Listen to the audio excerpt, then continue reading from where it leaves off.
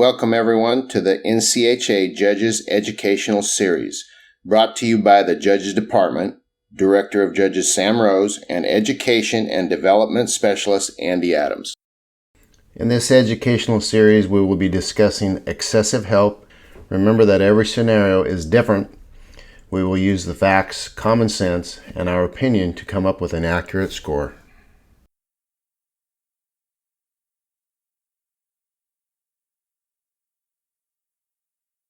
So excessive help can happen from anybody, but it's supposed to be designated for the corner guys, right? That's where it's designated to.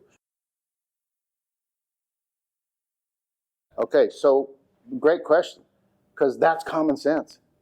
There's nothing in our rule book that explains any of that. Common sense. So for me, if I got the guys coming down the wall, turn back guys coming down the wall to get me off of the cow or get the cutter off the cow I'm judging, and it's not ugly to watch, then for me, and that guy's been holding that cow for a long time, and it's it's a hard cow, they're just not going to quit, then for me, that doesn't hold any value at all. Except for if I'm trying to decide 2 equal runs to go first or second, I'm probably going to go second with that run. That might detract just a little bit from me going to lead, but that's it. Another scenario is like your scenario. If that guy comes off the wall and is in the middle of the pen, it's ugly. So there's a takeaway there. So that's how I do it. It's not just excessive herd help. It's the fact that something happened in that run that isn't good. Sometimes it's not our fault that they cut that cow. They cut it. So sometimes we can't help them out.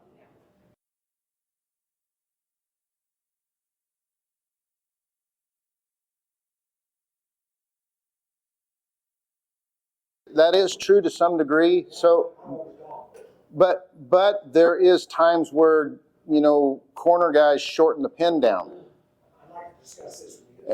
And we're seeing a lot more of that. Judges aren't dealing with it, and we got to get back to where we're seeing these things. Can we talk about that? Yeah, because when they shorten the pin down, the cutter may be in position the whole time, so they're not out of position. They didn't miss the cow. They didn't lose working advantage. They're not off center. They're where they're supposed to be, but they don't have to go stop the cow either because there's somebody sitting out there stopping it for them.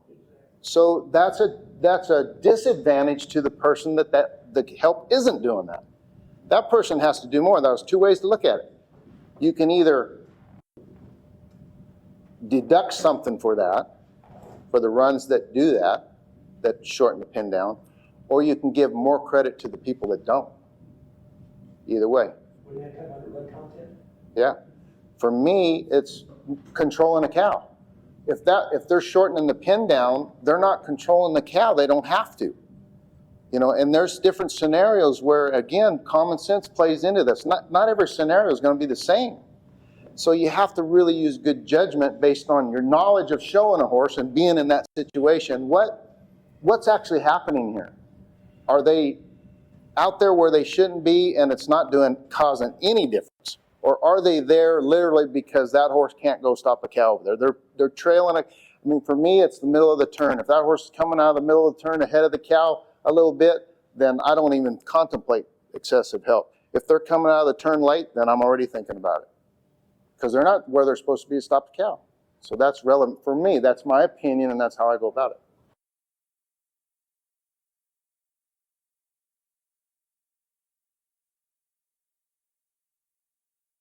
So again, this is your opinion, right? This does lay in your opinion.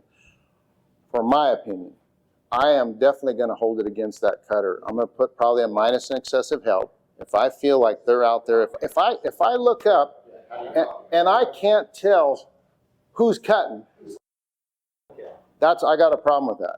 I don't care whether the cow's tough or easy, doesn't matter to me. If they're out there basically helping hold that cow, there's going to be some sort of takeaway. Now, does that mean that horse can't win the class? No, because maybe they got a whole bunch of other stuff that overcomes all that. Maybe not. There's a lot of scenarios. But overall, the idea that what I don't want us to do is focus on that. That's all we see. Because I can tell you, I sat in the 6th box and we were during the summer show, and we were talking about this a lot at the, in the judges' room. And so because I sat in the 6 box 3 to 5 times a day and judged right along with the judges, and one of the things that I noticed was that I had to force myself not to think so much about that because I was going to miss runs.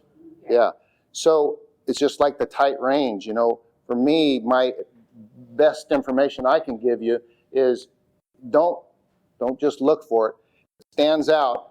Deal with it how you feel like you should, and there should be some takeaway there.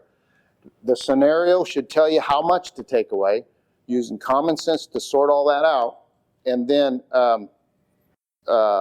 quit worrying about it. So you at least get the value of the run.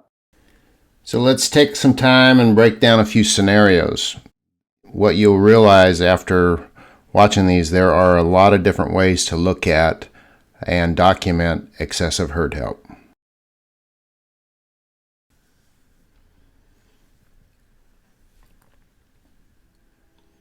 So right off the bat, he has a miss, gets in a little bit of a jam.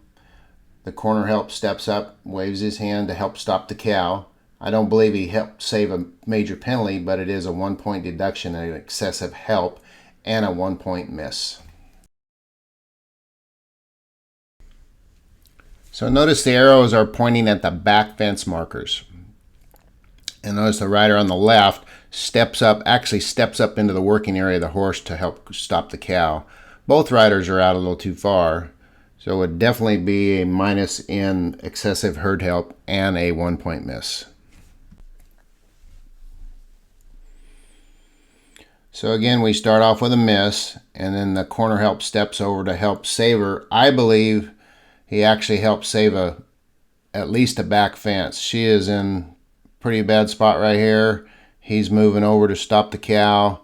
So for me, it's a 1.5 deduction on excessive herd help, 1-point miss, and maybe even a minus in control. So we have the arrows signifying the back fence. What I want you to recognize is the movement and how far out the corner help are.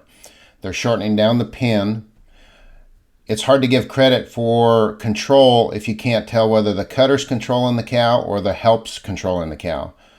So I would have a check at best in control, maybe even a check minus in control, and definitely a minus in excessive herd help.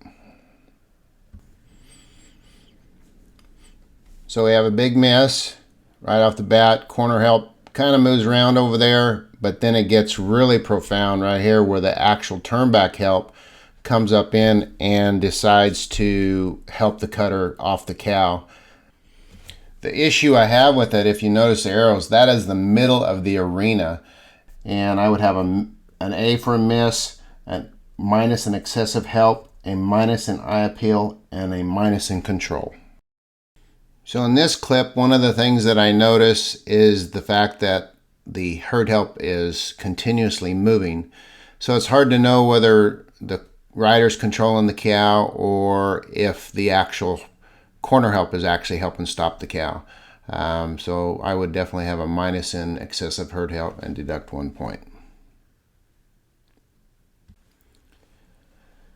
So in this clip, so the arrow is signifying the back fence. You'll notice that the corner help on that side has moved way out into the middle of the arena. It's hard to give credit for herd work when you look up and you can't tell who's cutting the cow. So I would have a minus in excessive help and no credit for herd work. So in this scenario, we have the corner help back where they're supposed to be.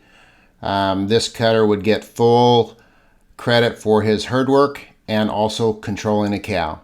There would be absolutely no deduction whatsoever. So we have the arrow signifying the back fence on this side. The helper on this side decides to ride out into the middle of the arena and restart the cow. Definitely a minus in excessive herd help.